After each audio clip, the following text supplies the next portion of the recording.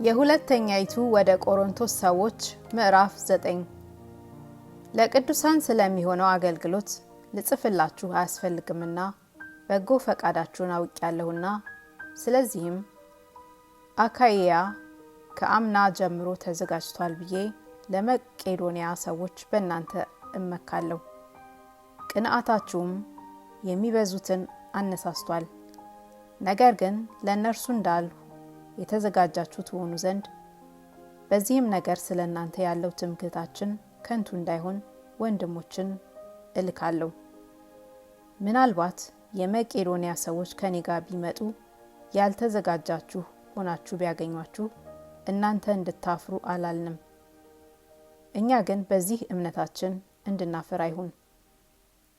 እንግዲህ እንደ በረከት ሆኖ ከስስት የማይሆን ይህ የተዘጋጀ ይሆን ዘንድ አስቀድመው ወደ እናንተ መጥተው አስቀድማችሁ ተስፋ የሰጣችሁትን በረከት አስቀድመው እንዲፈጽሙ ወንድሞችን እለምን ዘንድ እንዲያስፈልገኝ አሰቡ። ይህንም እላለሁ፣ በጥቂት የሚዘራ በጥቂት ደግሞ ያጭዳል፣ በበረከትም የሚዘራ በበረከት ደግሞ ያጭዳል። እግዚአብሔር በደስታ የሚሰጠውን ይወዳልና እያንዳንዱ በልቡ እንዳሰበ ይስጥ፣ በሐዘን ወይንም በግድ አይደለም።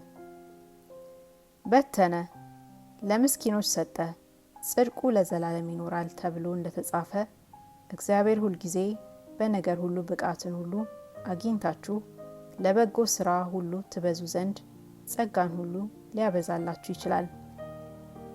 ለዘሪ ዘርን ለመብላትም እንጀራን በብዙ የሚሰጥ እርሱም የምትዘሩትን ዘር ይሰጣችኋል፣ ያበረክትላችሁማል፣ የጽድቃችሁንም ፍሬ ያሳድጋል። በእኛ በኩል ለእግዚአብሔር የምስጋና ምክንያት የሚሆነውን ልግስና ሁሉ እንድታሳዩ በሁሉ ነገር ባለጠጎች ትሆናላችሁ።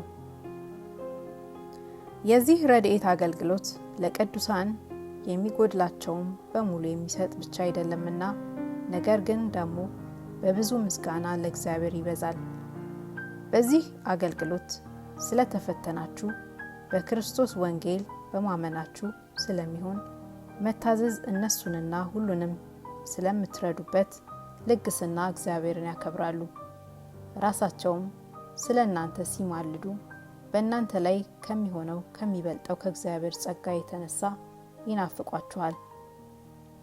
ስለማይነገር ስጦታው እግዚአብሔር ይመስገን።